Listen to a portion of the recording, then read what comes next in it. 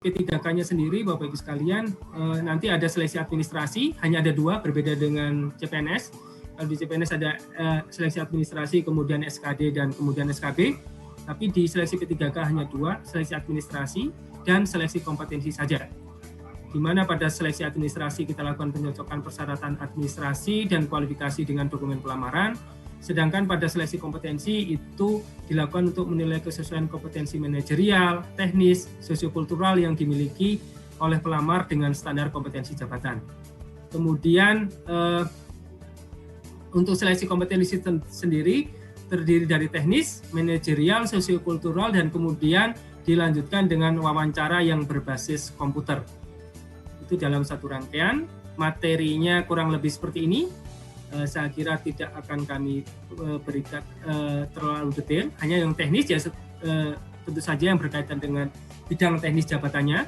Sedangkan pada kompetensi manajerial itu akan terkait dengan pengetahuan, keterampilan, dan sikap perilaku dalam berorganisasi yang dapat diamati, diukur, dan dikembangkan terkait dengan integritas, kerjasama, komunikasi, orientasi pada hasil, pelayanan publik, pengembangan diri dan orang lain, mengelola perubahan, pengambilan keputusan.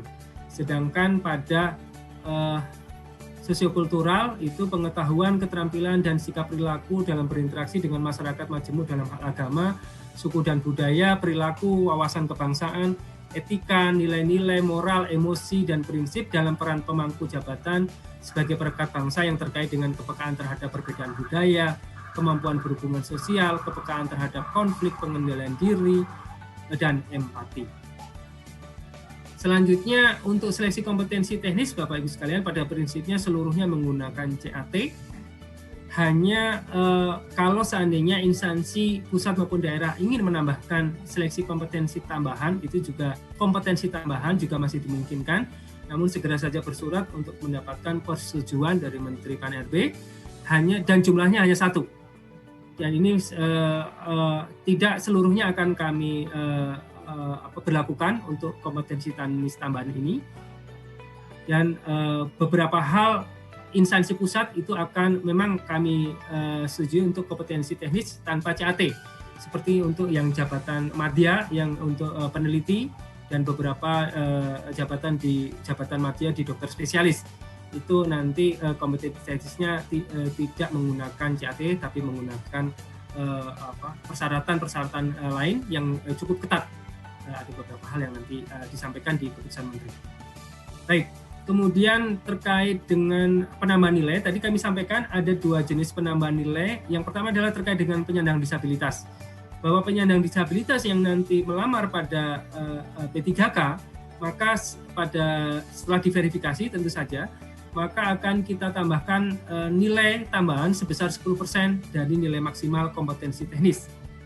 Juga terkait beberapa sertifikat kompetensi yang memungkinkan untuk P3K yang ini ditentukan oleh instansi pembina, maka akan kita berikan tambahan nilai maksimal sebesar 25%. Jenis dan bobot sertifikat kompetensi sebagaimana angka 2 itu diusulkan instansi pembina CF untuk mendapatkan persetujuan Menteri Pan-RB.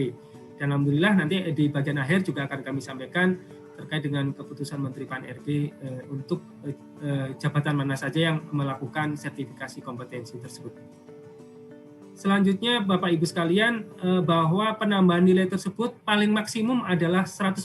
Jadi berlaku akumulatif. Jadi misalnya seseorang yang penyandang disabilitas dan kebetulan yang bersangkutan memiliki kompetensi sertifikat kompetensi juga, maka nilai tambahnya adalah sebesar 10% ditambah 25%. Sebesar 35%. Kemudian misalnya yang bersangkutan mendapatkan nilai 80% dari nilai maksimum, maka yang akan didapatkan yang bersangkutan bukannya 80 ditambah 25 ditambah 10 atau 115, tapi maksimum adalah 100%. Gitu. Jadi maksimumnya tetap 100%. Itu yang kita sebut dengan bahwa nilai tambahan secara kumulatif tidak dapat melebihi 100% dari total nilai seleksi kompetensi teknisnya.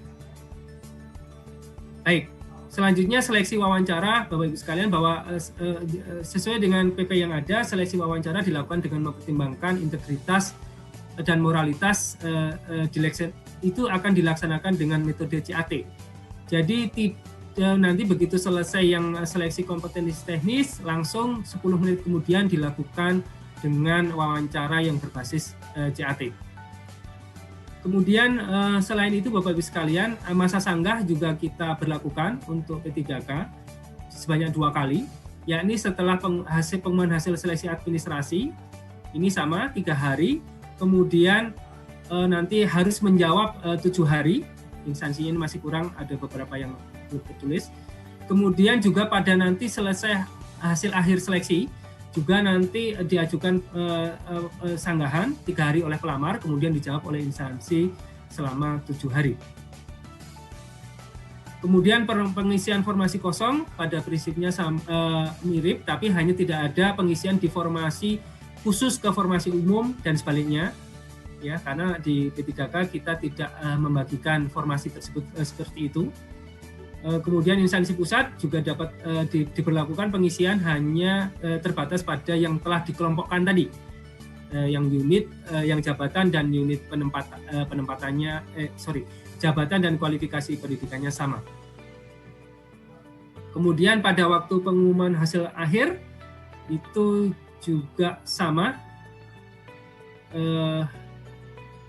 kita berlakukan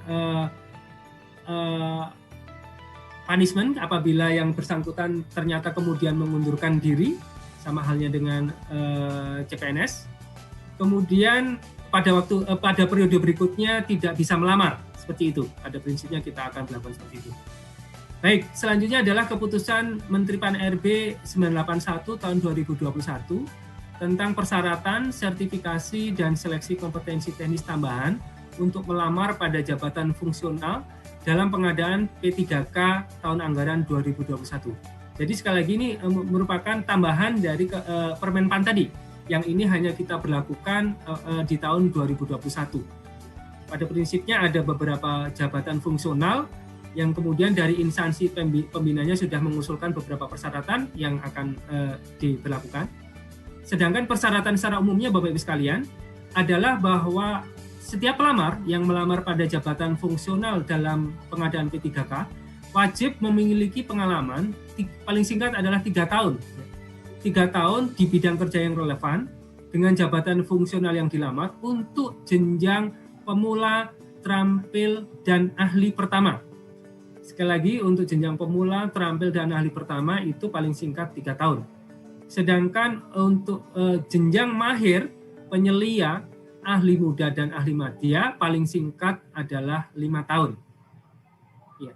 Ini yang untuk B ini belum ada di instansi daerah, sebagian besar untuk yang B hanya ada di instansi pusat. Itu diberlakukan untuk ahli muda dan ahli madya paling singkat adalah 5 tahun. Kemudian persyaratan tersebut dibuktikan tadi ditandatangani oleh surat keterangan yang ditandatangani oleh pejabat tinggi pratama. Ya. Kemudian untuk mereka yang bekerja pada perusahaan swasta, lembaga swadaya non pemerintah atau yayasan itu paling rendah adalah direktur atau kepala divisi atau yang membidangi SDM atau Human Resource Development. Selanjutnya kami sampaikan beberapa contoh ya Bapak Ibu sekalian yang P3K yang membutuhkan persyaratan wajib tambahan atau yang bisa diberlakukan ya tambahan nilai sebesar maksimal 25% untuk beberapa jenis jabatan fungsional. Misalnya penerjemah. Penerjemah kalau yang bersangkutan melamar dari semua jurusan bahasa asing maupun bahasa daerah dan kemudian menyampaikan sertifikasi profesi penerjemah dari Himpunan Penerjemah Indonesia atau hasil uji kemahiran berbahasa Indonesia UKBI 2 tahun terakhir dengan predikat sangat unggul atau istimewa, maka akan kita berikan tambahan nilai dari sertifikat ini sebesar 25%.